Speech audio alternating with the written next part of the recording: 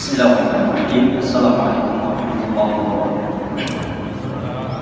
Alhamdulillah, wassalatu wassalamu ala Rasulillah wa ala alihi wa sahbihi wa sallama tasliman katsiran, amma ba'd. Alhamdulillah, puji dan syukur senantiasa kita panjatkan kehadirat Allah Jalla wa Ala yang telah berfirman dalam Al-Qur'an Al-Karim pada surat Ibrahim, wa in ta'uddu ni'matallahi la tuhsuha innal insana zalumun kafar. Dan kalaulah kalian ingin menghitung-hitung akan nikmat Allah atas kalian, la tuhsuha, niscaya kalian tidak akan mampu menghitungnya. Sesungguhnya manusia itu pelaku kezaliman dan kekufuran. Alhamdulillah, berkat nikmat kesehatan dan kesempatan serta hidayah dari Allah Jalla wa Ala, kita telah melaksanakan ibadah salat maghrib berjamaah dan dapat berkumpul kembali di rumah Allah Jalla wa Ala yang mulia ini dalam rangka tafaqquh fiddin. Maka kita memohon kepadanya, Allahumma rabbana taqabbal minna innaka antas samiul alim. Salawat beserta salam semoga senantiasa tersajikan kepada Nabi besar kita Muhammad bin Abdullah bin Abdul Muttalib bin Hashim bin Abdul Manaf sallallahu alaihi wasallam yang telah bersabda, "Nadharallahu imra'an sami'a minni haditsan fahafidhahu faballaghahu kama sami', wa rubba hamilin fiqhin ila man huwa afqahu minhu, wa rubba hamilin fiqhin wa huwa laysa bifaqih." Semoga Allah mengelakkan setiap orang yang mendengarkan hadis, menghafalnya, kemudian menyampaikannya sebagaimana yang telah dia hafal. Dan terkadang seorang yang membawa hadis itu tidak memahami maksudnya, dan terkadang seorang yang membawa hadis itu dia membawanya kepada orang yang lebih memahaminya. Namun kedua-duanya didoakan oleh Nabi Sallallahu Alaihi Wasallam dengan baik. Insyaallah Taala kita lanjutkan kembali pelajaran kita dari kitab Sahih Muslim di setiap malam Jumat. Pada pertemuan yang lalu kita telah menyebutkan beberapa poin penting sebagai mukadimah untuk belajar Sahih Muslim ini, dan telah kita sebutkan di sana bahwa Imam Muslim lahir pada tahun berapa?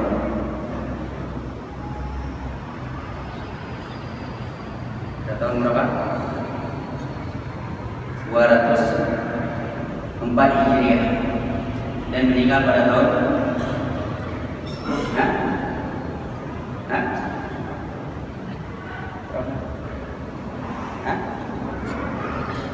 Ahsan, 260 Hijriah. Maka beliau meninggal dan umur beliau berapa?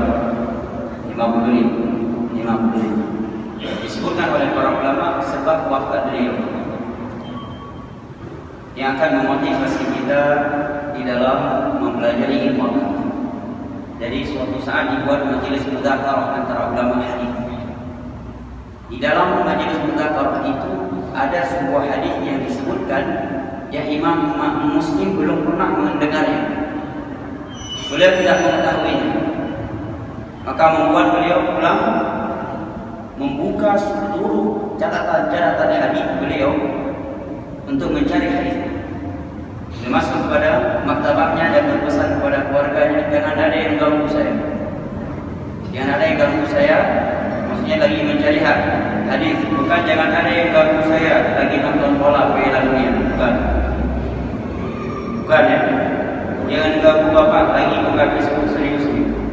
Jangan ganggu saya ingin mudzakarah.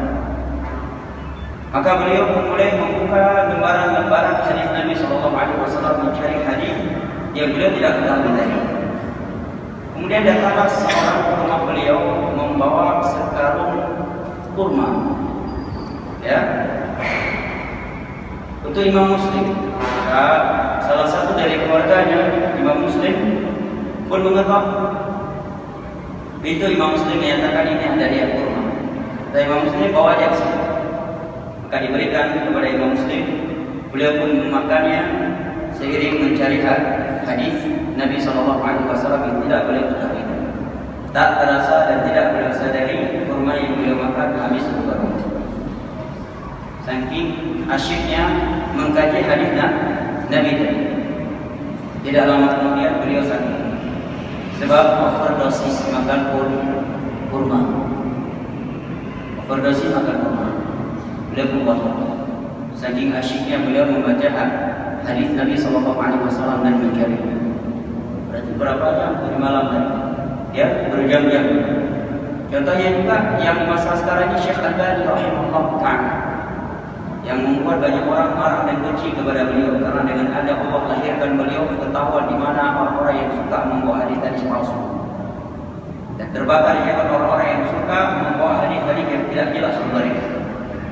Ya. Beliau pernah kehilangan 10 hadis. Maka beliau membuka seluruh kitab per kitab per halaman. Maktabah Al-Zahiri yang ada di Damaskus saat itu maktabah terbesar di saat itu. Ya. Beliau membuka seluruh kitab yang ada di maktabah Damaskus tersebut, manjat tangga, naik turun tangga, sampai beliau mendapatkannya.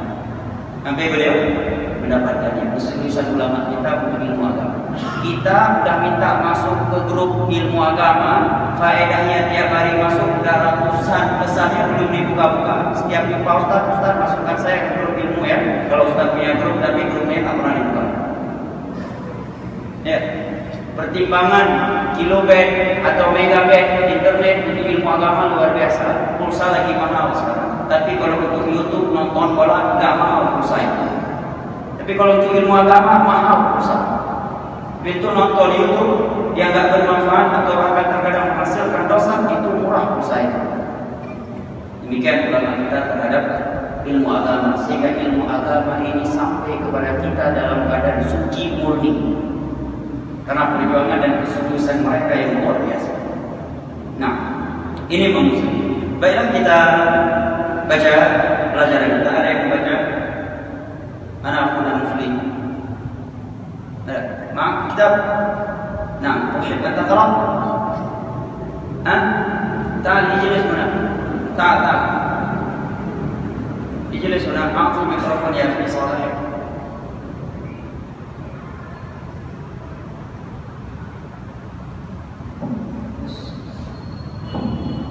Kalau di Madinah dan Mekah seperti itu pelajarannya, baca dulu, kemudian baru baca ulang. Orang dapat. Hadis atau kita beriman. Allah.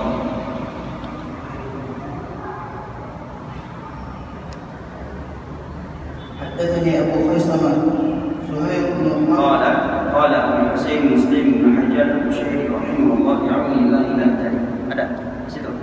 Enggak ada. Baik, langsung aja. Qala Imam Muslim haddatsani Abu Khaisamah. قال Imam Muslim haddatsani Abu Khaisamah Zuhair bin Harb haddatsana qala haddatsana, tambahkan qala. Setiap ada haddatsana, haddatsani, akhbarana, akhbarani, kaidahnya tambahkan kalimat qala. قال حدثنا وكيع عن كهمس عن عبد الله بن بريدة عن يحيى بن يعمر وحدثنا عبيد الله بن معاذ العنبري وهذا حديثه حدثنا أبي قال حدثنا كهمس عن ابن بريدة عن يحيى بن يعمر قال كان أول من قال في القدر البصرة معبد الجهني فانطلقت أنا وحميد وعبد الرحمن الحميري حجين أو معتمرين فقلنا لو لقينا أحدا من أصحاب رسول الله صلى الله عليه وسلم فسألناه عما يقول هؤلاء في القدر فوفق لنا عبد الله بن عمر بن الخطاب داخل المسجد فاكتنفته أنا وصاحبي أحدنا عن يمينه والآخر عن شماله فظننت أن صاحبي سيكيل الكلام إلي فقلت يا أبا عبد الرحمن إنه قد ظهر قبلنا ناس يقرؤون القرآن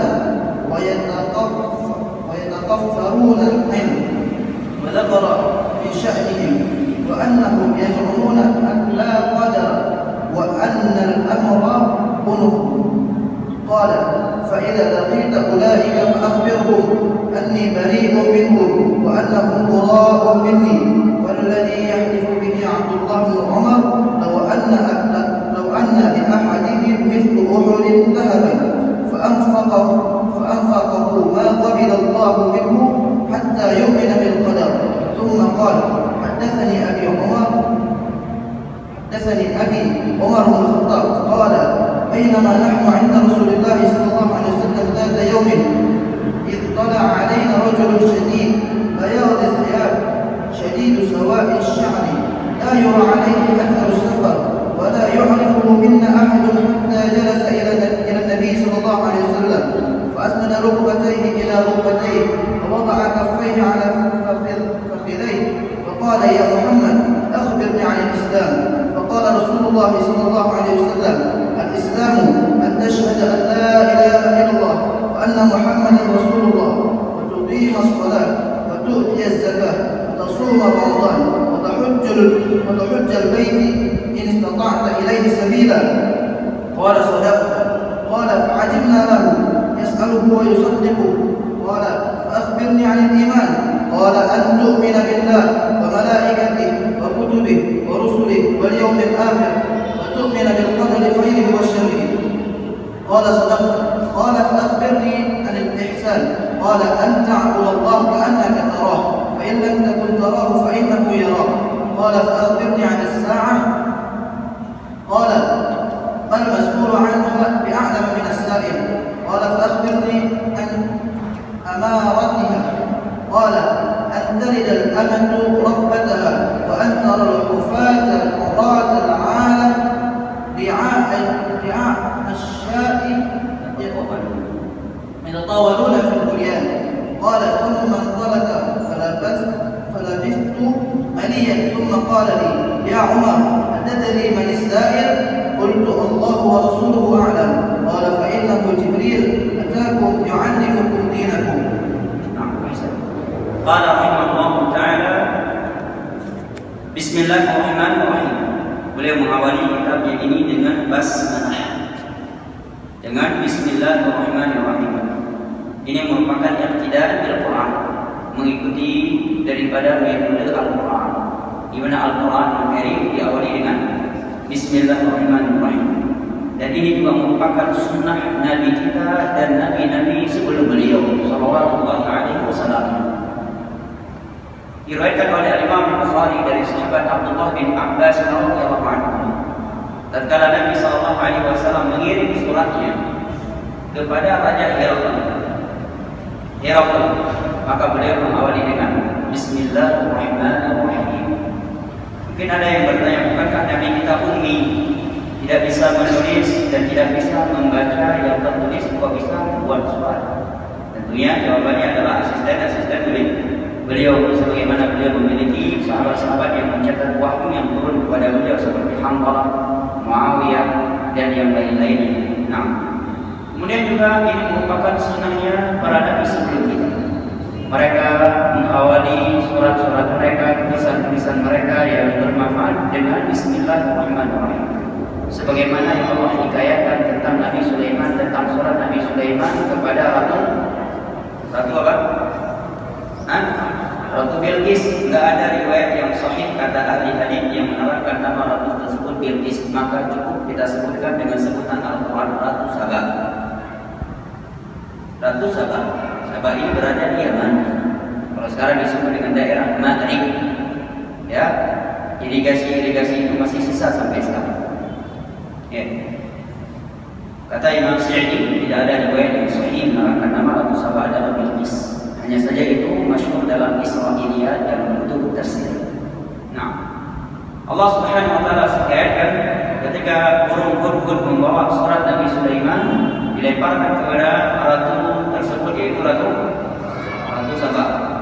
Ratu Saba menyatakan, inni ulqiya ilayya kitabun karim innahu min Sulaiman wa innahu bismillahirrahmanirrahim.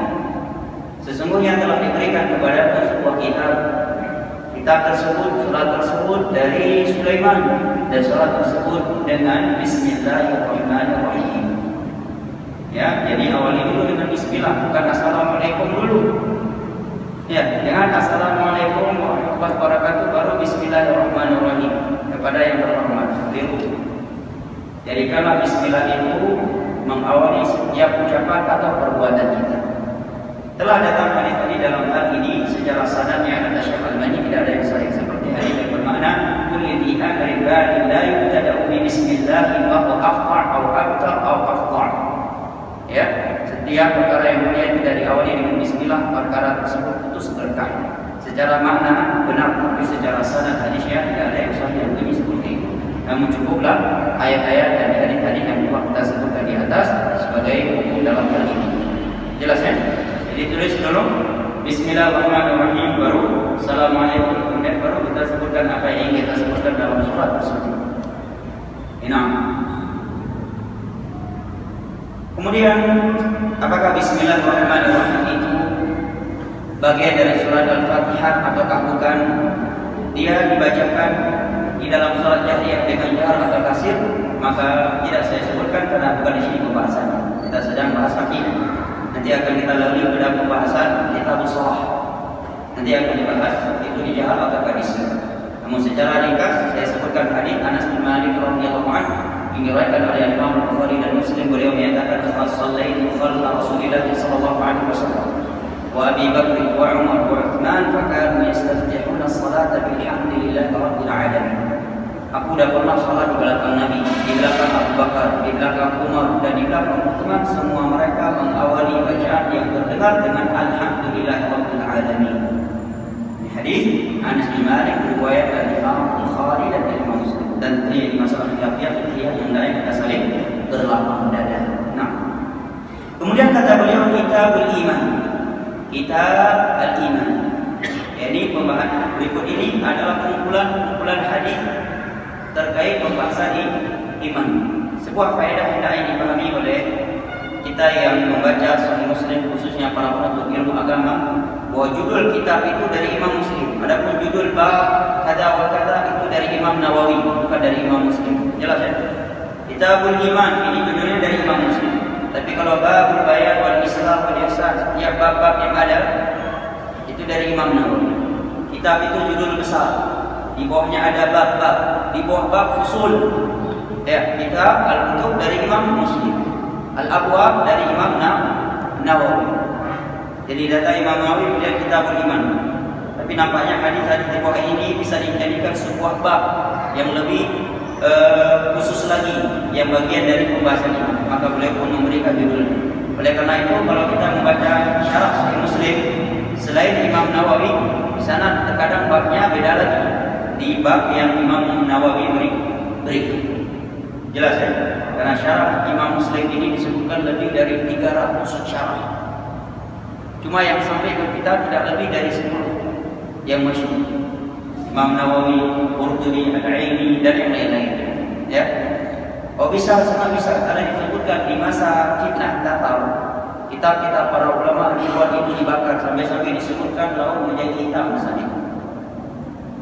Ya, karena kitab para ulama yang dibakar kemudian dibuang, sudah. Sehingga terkadang kita membaca Majmu' Fatawa Syekhul Islam, terkadang beliau menyebutkan sumber sebuah permasalahan dari kitab-kitab yang di masa ini tidak ada lagi kitab itu.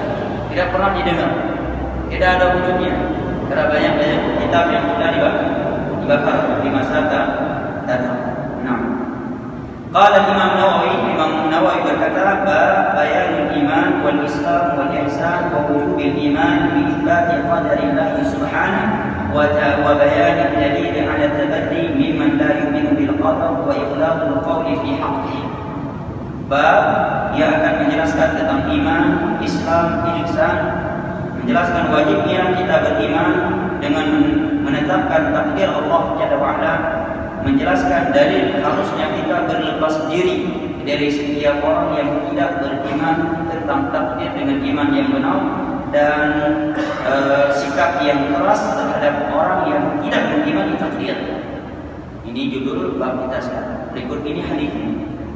Hadis yang berikut ini adalah dalil judul bab beliau yang beliau sebutkan di atas. Qala Imam Muslim Abu Husain Muslim ibn Hajjaj al-Qushairi. Dari mana Imam Muslim? Dari Mekah, Madinah, Yaman, Syam. Dari mana? Nah, Nisabur, Uzbekistan dan sekitarnya. Nah, qala bi'aunillah nabtadi, dengan pertolongan Allah kita memulai, wa iyyahu nastakfi, dan hanya kepadanya kita merasa cukup, wa ma taufiquna illa billahi jalla jalaluhu, dan tidaklah ada taufik untuk kita kecuali dari Allah yang Maha Agung. Qala hadatsani Abu Khaytham Zuhair bin Harb. Sebelumnya metode kita akan lebih fokus kepada matan. Kita tidak berbicara tentang biografi rawi-rawi kecuali sahabatnya saja. Kalau metode yang kami belajar di Yaman, kalau dengan Syekh Muhammad Al-Imam, dan awal kali kami belajar Sahih Muslim kepada Syekh Abdul Rahman Al-Adani rahimahullah, itu dikupas satu persatu rawinya. Ya, saya akan baca. Qala hadatsani Abu Khaytham Zuhair hafal Khaytham bin Harb bin fulan bin fulan bin fulan. Lahir tanggal sekian, tahun sekian, meninggal tanggal sekian, sebab meninggalnya demikian, anaknya ada sekian, yang pertama ini, yang kedua ini, yang ketiga ini, anak yang ini, yang ini, kuat yang ini, demikian dan seterusnya. Berikut ini kata-kata mutiara, itu mereka hafal. Ya, mereka hafal. Saya nggak hafal, saya nggak seperti itu, kecuali sedikit hafal. Jadi biografi para sahabat, maka insya Allah akan kita terangkan, atau beberapa rawi yang masyhur dan banyak faedahnya dan masih saya ingat.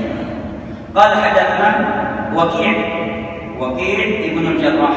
Ya, Waqi' adalah salah satu dari guru besarnya Imam Ahmad. Ya, beliau juga salah satu guru Imam Syafi'i. Beliau memiliki anak namanya Abu Sufyan. Namanya Sufyan. Ya, anaknya namanya Sufyan. Beliau bernama siapa? Waqi'. Bapaknya bernama Jarrah. Beliau thiqah dalam ilmu hadis. Terpercaya riwayatnya dipegang, tapi anaknya dhaif, lemah, bapaknya lemah. Sehingga beliau disebutkan dalam sebuah istilah dalam ilmu hadis, thiqatun baina dhaifin. Thiqah antara dua orang yang dhaif. Anaknya dhaif, bapaknya dhaif, beliau thiqah. Jelas ya? Waqi' bin Jarrah, guru Imam Syafi'i. Yang mana Imam Syafi'i pernah berkata dan pernah menyebutkan wasiat dan nasihat Waqi' bin Jarrah ini dengan ucapan beliau, syakautu ila Waqi' su'a hifdhi farshadani ila tarki al-ma'asi fa inna al-'ilma nurullah wa nurullah la yudhi'u al-'asi. Aku pernah mengeluh curhat kepada Waqi' tentang jeleknya hafalan aku. Kira-kira bagaimana ya kalau Imam Syafi'i melihat hafalan kita? Hafalan beliau tetap jelek. Bagaimana dengan kita? Inamal a'mal binniyat karena cucu apa faedah. Ya. Kata Imam Syafi'i, saya mencurhat kepada Waqi' bin Jarrah jeleknya hafalan. Pada Imam Syafi'i umur 7 tahun hafal Al-Quran 30 juz. Ya. Dan beliau umur 11 tahun menghafal Muwatta Imam Malik hampir 20.000 hadis. Curhat Waqi' jelek hafalannya.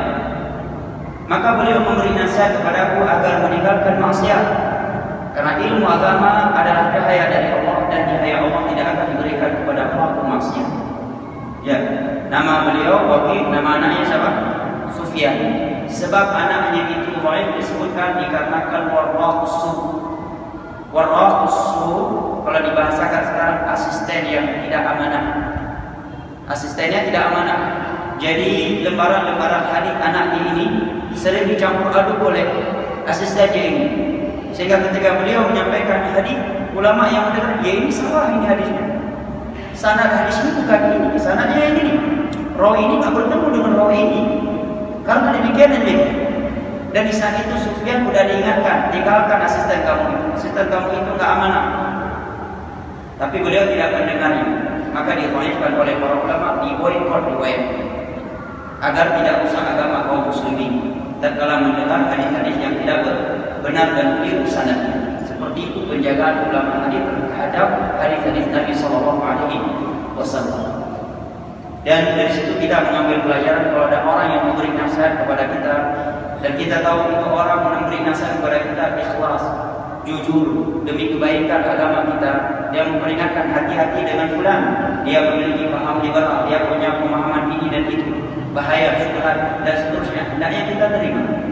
Jangan kita malah menuduh dia enggak kalau memang benar yang dia katakan dan demi kebaikan kita. Seperti di sini Sufyan enggak mendengar bahwa asistennya ini enggak amanah, akhirnya dia menjadi baik dan hadis-hadisnya yang dibuat diboikot oleh para ulama. Ya, divonis tidak dapat berjaya. Nah, Waqi meriwayatkan an Kahmas an Abdullah ibn Buraidah an Yahya bin Ma'mar qala hadatsana Ubaidullah ibn Mu'adz wa hadha hadits qala hadatsana Abi qala hadatsana Kahmas qala hadatsana Kahmas an Ibn Buraidah an Yahya bin Ya'mar qala kana awwal man qala bil qadar bil Basrah Ma'bad al-Juhani. Sampai pada matan hadis Yahya bin Ma'mar, seorang ulama di masa Abdullah bin Umar, menyatakan orang yang pertama kali berbicara tentang takdir di Basrah adalah seorang yang bernama Ma'bad al-Juhani. Di mana Basrah sekarang? Irak dan sekitar. Ya, ibu-ibu kalau ada pertanyaan ditulis nanti diantar ke depan. Baik. Yang pertama kali berbicara tentang takdir maksudnya menafi takdir. Berbicara dengan pembicaraan yang tidak sesuai dengan Al-Quran dan As-Sunnah adalah seorang yang bernama Ma'bad al-Juhani. Dia adalah Ma'bad al-Juhani di Basrah. Kemudian kata Yahya bin Ma'mar, "Fantalaqtu ana wa Humayd bin Abdurrahman al-Himyari hajjaini aw mu'tamiraini faqulna."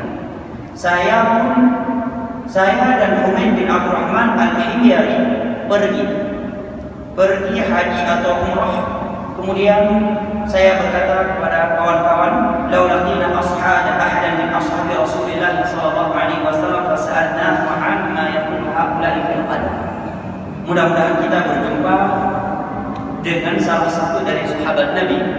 Kita akan bertanya kepada mereka tentang akidah Ma'bad al-Juhani ini tentang takdir. Ya, ini semangatnya mereka, masyarakat di masa itu, untuk bertemu dan berkunjung kepada para ulama untuk mempelajari ilmu agama. Ya, tujuan umrah dan haji mereka setelah ibadah adalah untuk bertemu dengan para ulama di sana, bukan sekadar untuk selfie dengan Ka'bah. فوفق لنا عبد الله بن عمر بن الخطاب رضي الله عنه داخل المسجد. Maka kami pun diberikan taufik oleh Allah bertemu dengan sahabat Abdullah bin Umar bin Khattab di dalam Masjidil Haram. Mereka menganggap bertemu dengan Abdullah bin Umar adalah merupakan taufik dari Allah Subhanahu wa taala. Ya, karena memang sebagaimana yang dikatakan la ya'rifu fadla bil fadli illa lahu. Sungguh tidaklah ada yang memuliakan orang yang mulia kecuali orang yang mulia. Tidak ada yang memuliakan ulama kecuali orang yang mengetahui ilmu dan ulama.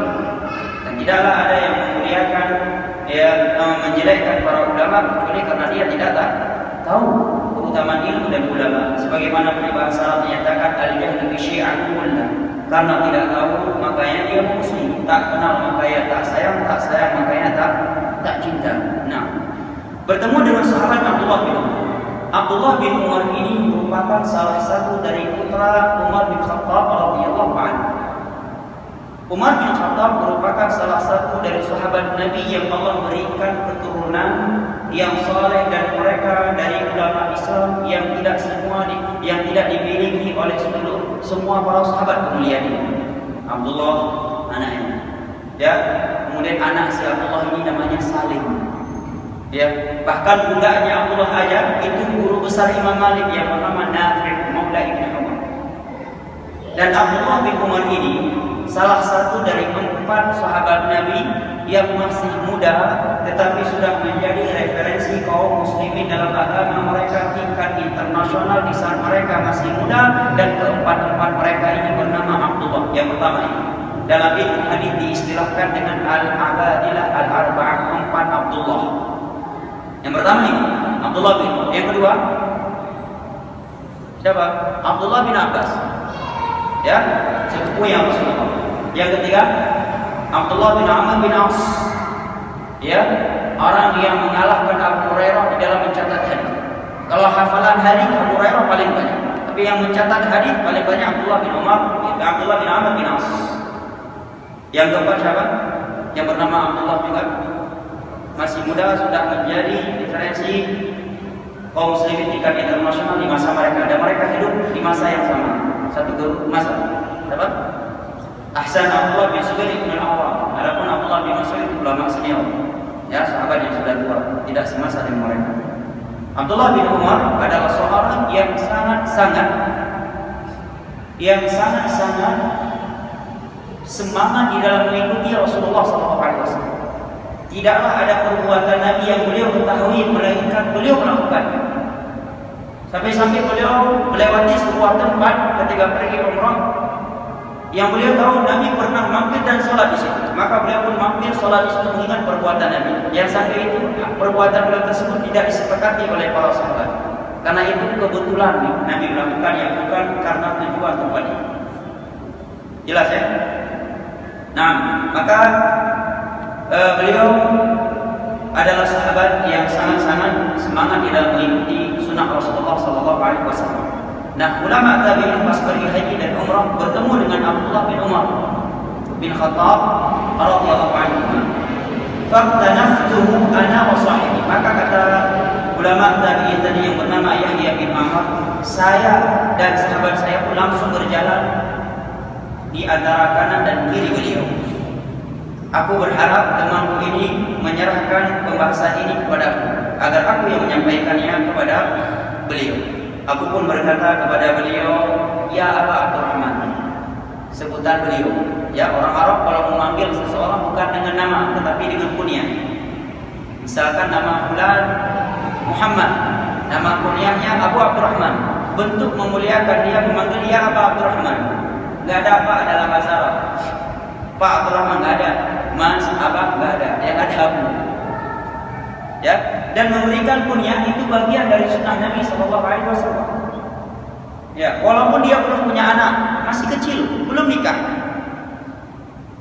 Al-Imam Ibnu Abi Syaibah dalam kitab yang Musannaf menyebutkan ini bagian dari sunnah Nabi. Dalilnya adalah hadis ketika saudara kecil Anas bin Malik menangis karena seekor burung yang dia miliki mati. Nabi datang menyatakan, ya Abu Umair, ma fa'ala muti. Wahai Abu Umair, masih kecil.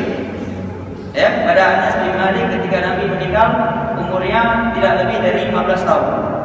Atau tidak lebih dari 20 tahun. Apalagi adiknya. Ya. Nabi memanggilnya wahai Abu Umair. Apa yang dilakukan oleh Nuqair? Sebutan burung ini menunjukkan boleh memberi nama kepada burung. Ya. Ini syahidnya di sini Nabi memberikan dia punya padahal dia masih anak kecil. Jadi yang nan Abu Fulan anak kecil pimpinan pesantren. Ya. Idrau kabunan Abu Draud dan nama pesantren berapa nama ya.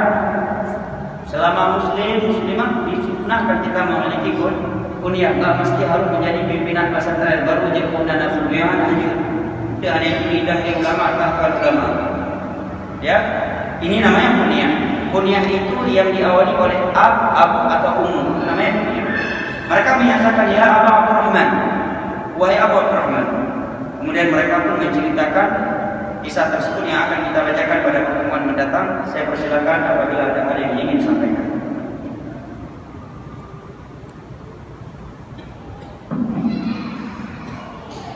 Silakan yang ingin bertanya.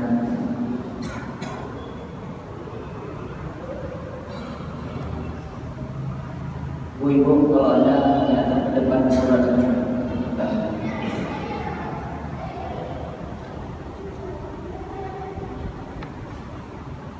ditulis kalau mau ada hal yang ingin disampaikan.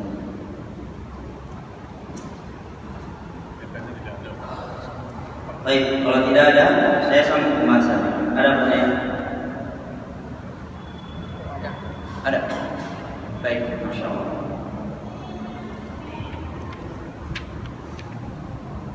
Assalamualaikum warahmatullahi wabarakatuh. Waalaikumsalam warahmatullahi wabarakatuh. Kita mengangkat bahasa Arab, kita membaca hadis dan pertimbangannya, dan kita memahami bagaimana berbahagia mudah-mudahan tidak bisa kita berhenti. Masya Allah, ahsan. Ini terjawab dengan sebuah kaidah fikih yang berbunyi al-wasail laha ahkam maqasid. Setiap sarana kepada sesuatu memiliki hukum sesuatu tersebut. Terjemahan adalah sarana memahami hadis Nabi SAW. Oleh karena itu para ulama membahas ketika membahas khutbah Jumat, apakah harus dari A sampai Z harus dengan bahasa Arab ataukah boleh dengan bahasa setempat? Mayoritas para ulama berpendapat boleh mereka berdalil dengan firman Allah di dalam surat Ibrahim, "Wa ma arsalna min rasulin illa bi lisani qaumihi liyubayyana lahum." Tidaklah kami mengutus seorang rasul kecuali dengan bahasa kaum. Maka membaca hadis-hadis Nabi dengan terjemahan yang ada di dalam bahasa tersebut ini bagian dari tafaqquh fi din. Oleh karena itu Nabi SAW meminta Zaid bin Thabit belajar bahasa Abrani, bahasa Taurat untuk menjelaskan agama Islam kepada Yahudi dan Nasrani di sana. Oleh karena itu hendaklah kita mencari kitab-kitab atau cetakan-cetakan terjemahan yang terpercaya. Ya, kita tahu yang menerjemahkan orang yang tersebut berilmu, dikenal ilmunya, ya diketahui akidahnya yang lurus, ya diketahui pembelaannya terhadap Islam, terhadap sunnah Nabi SAW, dan diketahui sumber dia belajar jelas kepada ulama Ahlus Sunnah wal Jamaah. Karena menuntut ilmu agama itu sebenarnya seperti kita beli madu. Kalau beli madu, intinya apa? Kepercayaan kan? Adapun dia bilang nyawa madu asli bukti ji hancur beda mengkolkan, madu dipalsukan. Tanda madu asli nggak didekati oleh semut, semua bisa dipalsukan. Madu asli tidak beku dalam kulkas, semua bisa dipalsukan. Intinya adalah kepercayaan. Kita percaya ini yang jual madu jujur, pasti kita akan membeli. Dalam agama juga kita belajar kepada fulan adalah kepercayaan. Ya, adalah kepercayaan. Wa illa kalau dia mengatakan hadis Bukhari, bisa jadi bukan Bukhari. Ya kan? Hadis Bukhari, hadis Abu Daud, bisa jadi bukan Abu Daud. Maka oleh karena itu para ulama dahulu membuat kaidah sebelum belajar kaji dulu siapa gurunya. Dari mana dia belajar? Ya kata Syekh Shalih Fauzan, bagaimana akidah dia? Jangan-jangan akidahnya liberal. Ya, jangan khawarij dan yang semisalnya. Kedua dilihat tingkah laku dia sehari-hari. Kebanyakan orang yang belajar kepada dia mendatangkan kebaikan untuk masyarakat atau kerusakan. Ini dinilai dan bagaimana kejujuran dia. Oleh karena itu Imam Malik berkata 4 jenis manusia yang tidak boleh diambil ilmu. 4 jenis manusia. Yang pertama kata beliau adalah orang yang terkadang berdusta dalam pembicaraan dunia, walaupun belum pernah didapatkan dia berdusta dalam ilmu agama. Cukup itu saja boikot dia, karena khawatir dia akan berdusta nanti dalam ayat dan hadis Nabi. Ya, dalam dagang dusta, dia bicara biasa dusta, jangan ambil ilmunya kata Imam Malik. Yang kedua dia orang soleh, ahli ibadah, tapi nggak paham ilmu hadis. Sehingga bisa jadi hadis yang dia bawa hadis palsu, hadis maudhu. Ya, hadis yang maudhu, hadis palsu. Seperti kitab Fadilah Amal adalah sumber hadis-hadis dhaif dan palsu. Kebanyakan. Ya. Kemudian yang ketiga kata Imam Malik, anil mubtadi' hatta yada'a bid'ah. Dari orang yang menyuruh kepada bid'ah. Bid'ah yang dari sisi akidah atau ibadah sampai dia meninggalkan bid'ah tersebut. Yang keempat anil fasik al-mudhir fisqah. Orang yang fasik, suka bermaksiat dan bangga dengan maksiat tersebut. Menampakkan maksiat tersebut, fasikan tersebut. Ini 4 jenis manusia menurut Imam Malik, guru besar Imam Syafi'i, tidak boleh diambil ilmu dari dia. Imam Malik ya, guru Imam Syafi'i. Ini disebutkan oleh Imam Tirmidzi dalam kitabnya Ilalul Tirmidzi. Nah, wallahu a'lam. Barakallahu. Dan tentunya ini motivasi buat Bapak belajar bahasa Arab. Ada tadi. Baik, silakan.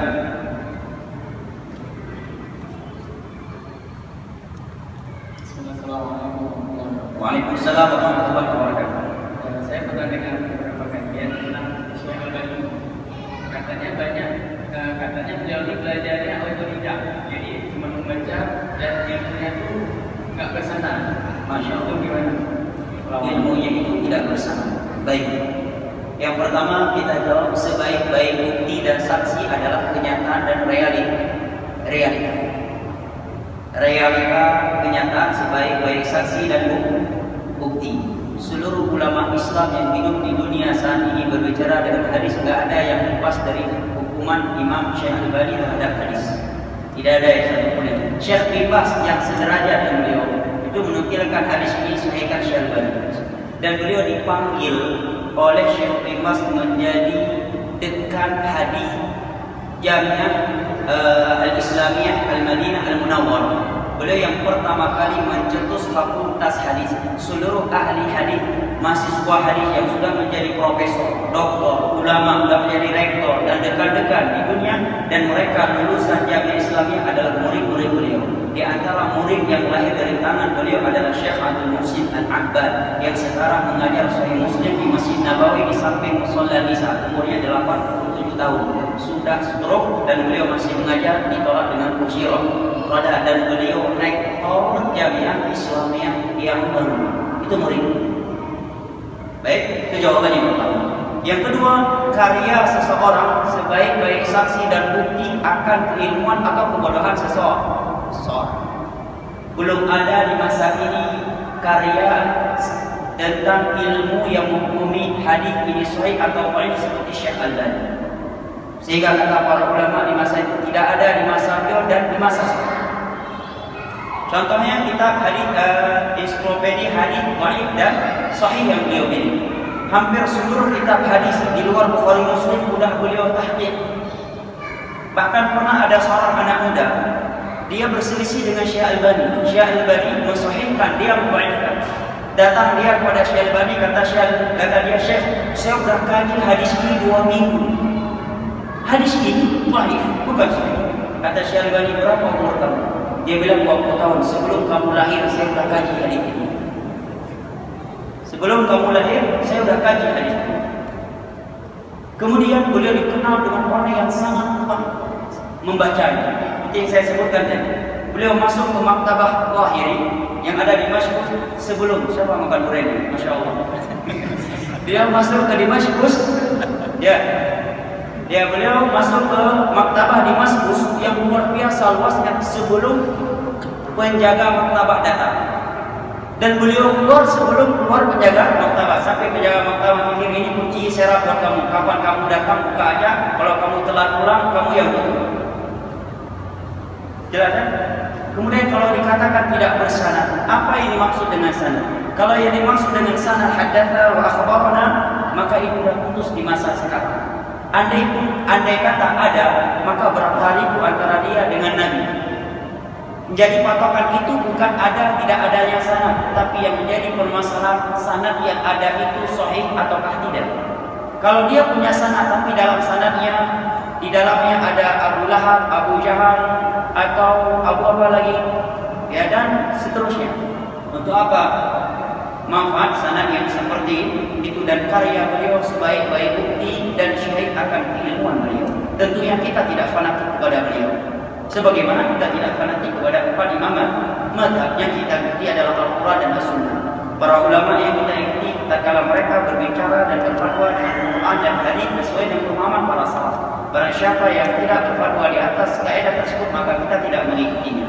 Nah, wallahu ta'ala a'lam bishawab. Kita cukupkan sampai di sini, lebih dan kurangnya saya mohon maaf. Wabillahi taufiq wal hidayah. Wa sallallahu ala nabiyyina Muhammad wa ala alihi wa sahbihi wasallam. Wa akhiru da'wana alhamdulillahi rabbil alamin.